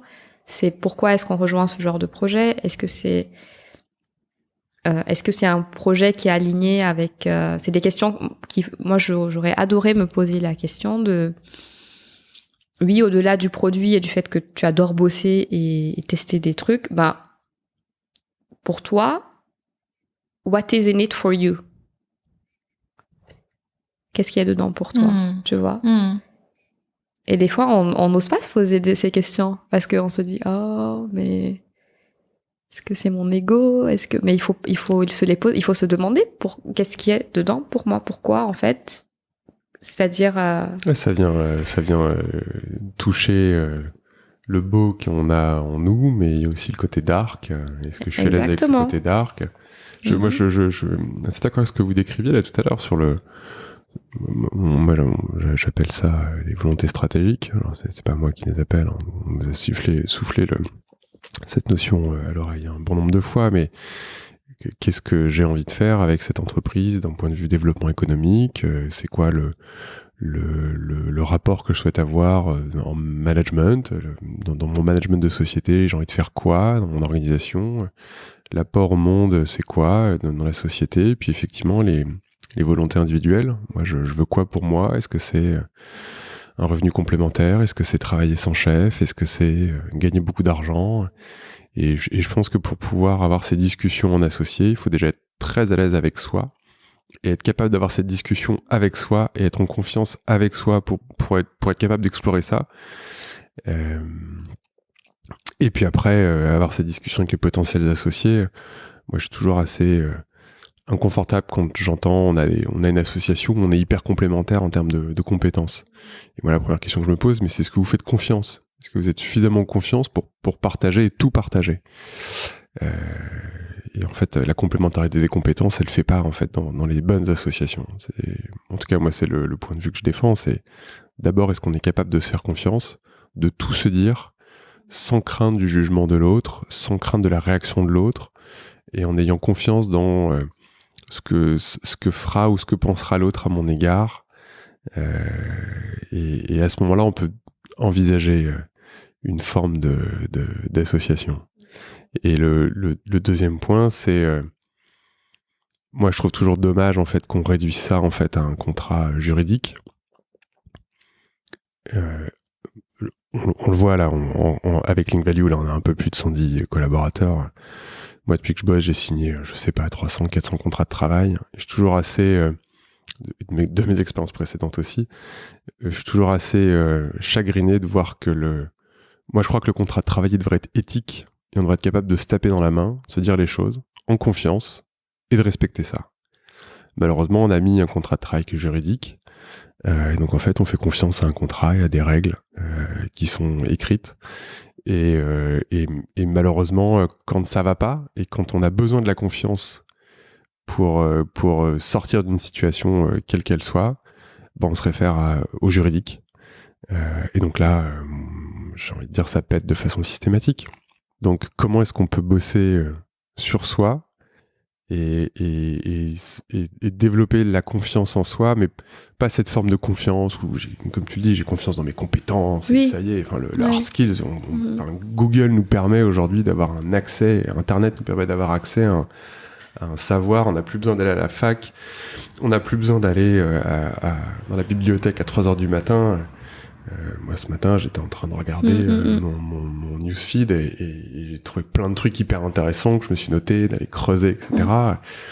pour monter en compétences. Après, c'est mes soft skills, comment je vais au-delà de mes limites, comment je vais à la rencontre de l'autre, comment est-ce que pour ne pas avoir peur de l'autre, je vais faire avec l'autre. Tu disais tout à l'heure, moi, je rêve de pouvoir faire l'Aïd, en fait. Pour savoir ce que c'est et pour que quand je suis en situation de management ou si en situation de comprendre l'autre, je me suis mis un peu dans ses chaussures. Je ne vivrai jamais ce qu'il vit parce que je ne suis pas lui, mais je me mets en situation de comprendre. C'est très important. Donc là, You're Welcome, t'es plus opérationnel. Voilà. T'es toujours actionnaire. D'accord. Et ton actu du moment, t'as pris un peu de temps pour toi? Oui, alors j'ai pris du temps pour moi, parce qu'aussi quand on arrête une aventure, c'est la première fois où je me retrouvais dans une situation où j'avais du temps pour moi. C'est-à-dire du vide. De l'espace. Voilà. Ça fait très peur. Et en même temps, ça m'a fait énormément de bien. C'est-à-dire que j'ai pu, justement, je suis arrivée à ces réflexions aussi parce que j'ai eu ce temps. Et j'ai eu ces moments de vide où je suis allée creuser avec ces parties inconfortables aussi. Parce qu'on prend en maturité et en même temps, on apprend aussi beaucoup sur soi. C'est en plus quand on est quelqu'un qui adore délivrer, réaliser des projets, ne pas décevoir, prendre la décision d'arrêter, c'est très très difficile. Ça veut dire quoi en fait? Et comment est-ce que je fais en sorte que cette décision qui est mûrie n'ait pas des conséquences sur la confiance que j'ai en moi? Donc elle en a forcément pendant un moment, et ce moment de vide est super parce que ça nous permet d'aller aussi travailler nos failles, nos vulnérabilités, de se reconnecter à son intuition et de couper un peu le mental. Et ça m'a fait beaucoup de bien d'avoir ce moment pour moi. Parce que tu l'as vécu comme un échec, le fait de partir. Au début, oui. Ouais. Je l'ai vécu comme un échec. Je l'ai vécu comme un échec parce que je suis pas quelqu'un qui quitte. Je quitte jamais. C'est la première fois que je me retrouvais dans une situation où je quittais. À l'EFMA, je l'ai pas vécu comme un échec. Je considérais que j'étais arrivée au maximum de ce que j'avais à donner à cette entreprise et qu'on n'était plus alignés. Que le management ne me convenait plus. Et je suis partie. Avec You're Welcome, j'avais quand même l'impression que je pouvais encore faire beaucoup de choses. Et oui, au début, je l'ai vécu comme un échec. Et puis après, je me suis rendu compte que c'était aussi très courageux d'avoir pris cette décision. Et que je m'étais reconnectée à mon intuition et que des fois notre intuition, elle n'est pas rationnelle, mais elle prend des bonnes décisions. Elle est là pour nous faire du bien. Alors que la peur, elle est là pour nous protéger, mais elle doit pas prendre les décisions. C'est-à-dire, il ne faut pas que nos décisions soient basées sur des peurs des peurs de prendre du risque, peur d'échouer, alors que notre intuition, c'est vraiment c'est le fondamental, c'est ce qui c'est notre tronc, c'est ce qui fait qu'on est aligné. Et du coup, j'ai mis du temps à l'accepter, mais au début, oui, c'est un échec. Je l'ai vécu comme un échec. Maintenant, tout le monde te dit au début, mais non, c'est pas un échec, mais ça n'empêche pas que ta perception t'appartient et que si tu le perçois ainsi, c'est ta perception et qu'elle t'appartient et que tu dois aller traverser cette émotion et avoir cette maturité. Et aujourd'hui, j'ai beaucoup de gratitude parce que ça m'a aussi amené à ce nouveau projet parce que j'ai eu plus de temps pour moi. Je me suis intéressée à des sujets dus à une histoire personnelle qui sont un peu plus intimes, donc sur la santé reproductive et la santé mentale des femmes.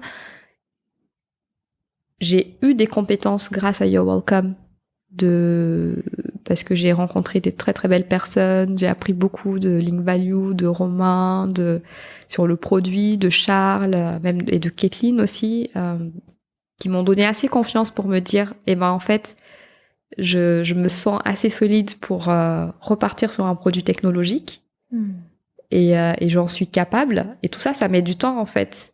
C'est en fait souvent on a envie d'aller vite. Et des fois, une année, c'est rien pour notre vie.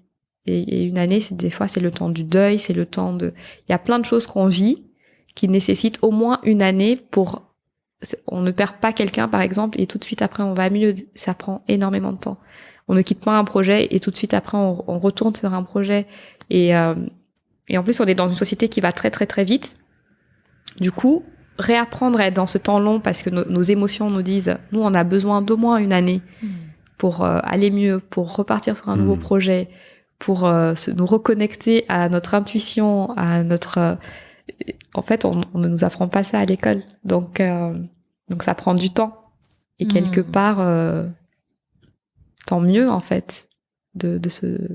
Moi, j'ai eu la chance que j'ai pu me permettre de prendre ce temps. Et puis ensuite, j'ai eu la chance d'avoir un très beau projet de conseil en gestion de projet qui m'a permis d'avoir une source de revenus et de générer assez de temps pour penser à tous les sujets qui me tiennent énormément à cœur et qui me ramènent en plus à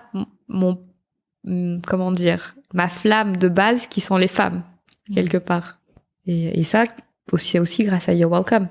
Parce que j'aurais pas eu accès à ce monde, je n'aurais pas forcément eu cette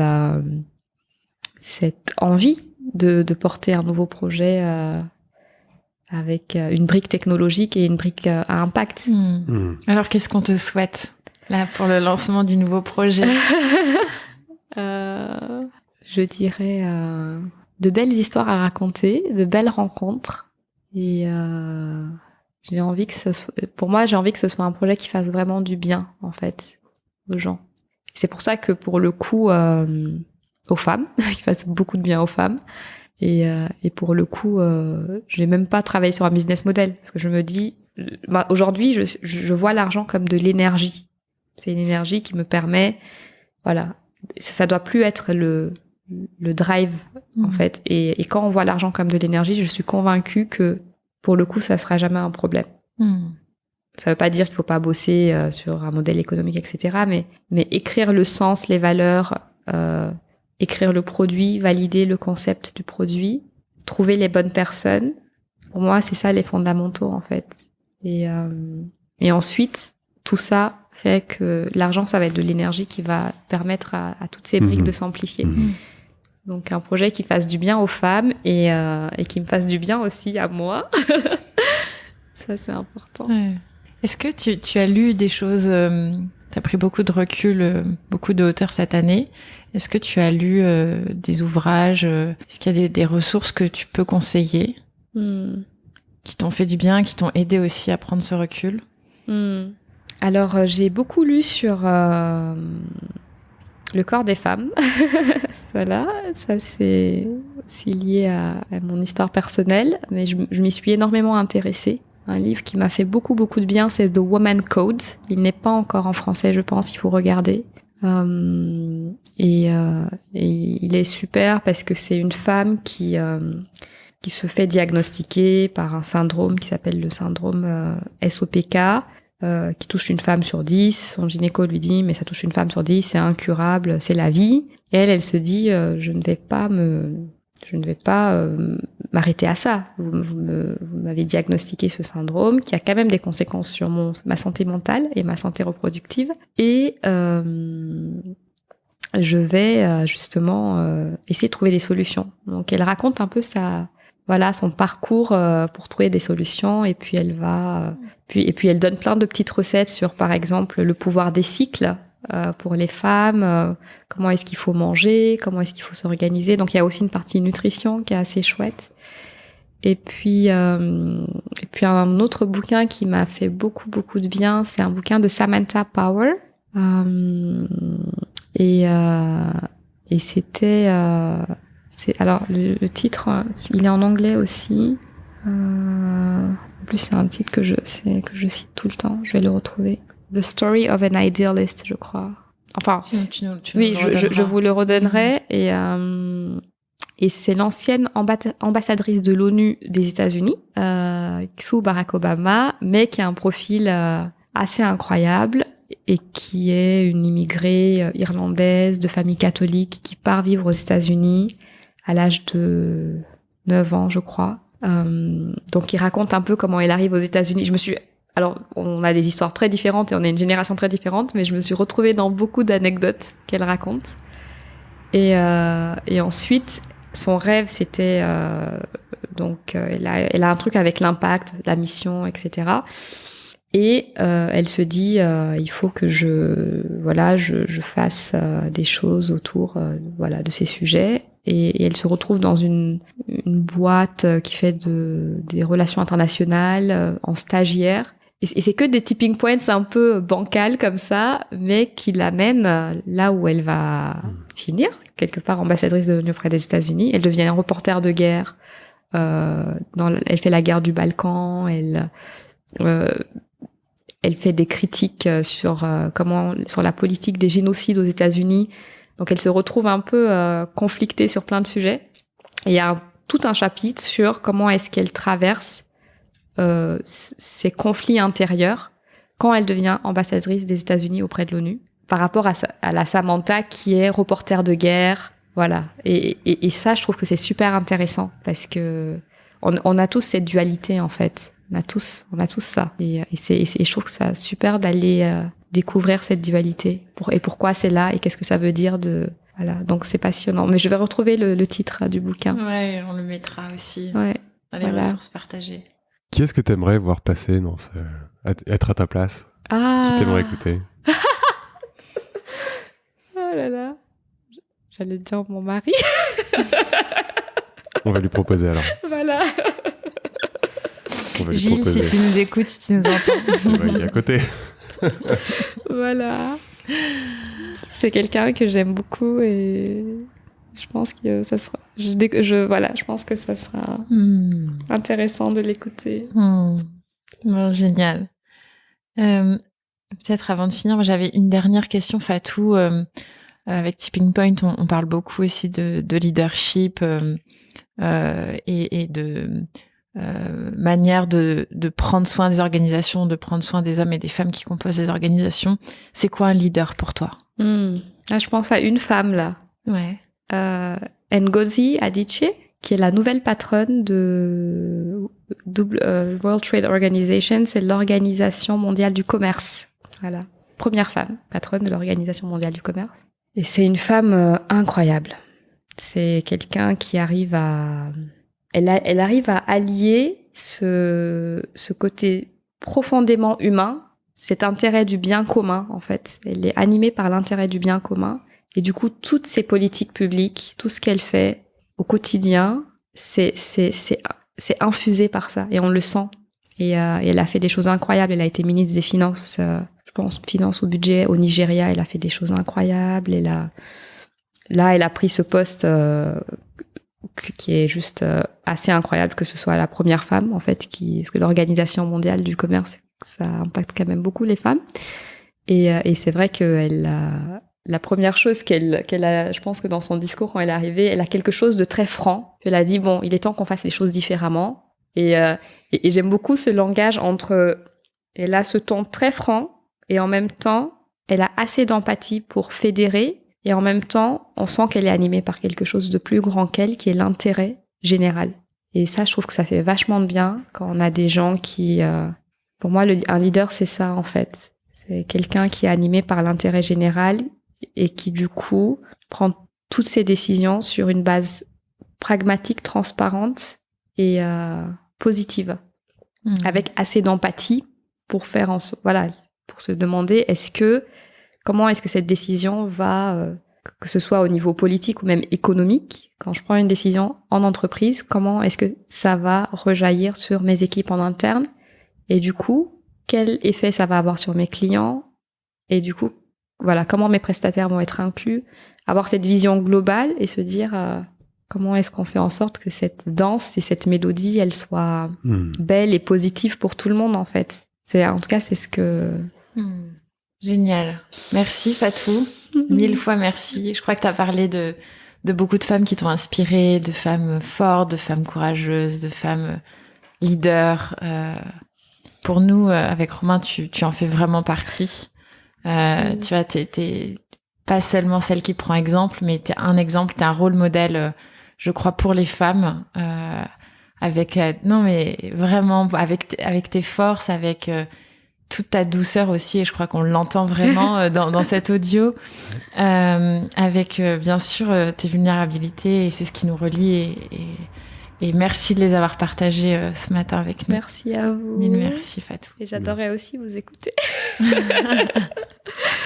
Un jour peut-être. Un jour peut-être. Merci Fatou. Merci. C'est fini pour aujourd'hui. Nous espérons que cet épisode vous a inspiré. Retrouvez toutes les infos et les épisodes sur notre site tippingpoint.fr, tipping-point.fr. Si vous avez aimé, n'hésitez pas à partager l'épisode le plus largement autour de vous et à mettre 5 belles étoiles pour nous aider à nous faire connaître. À bientôt!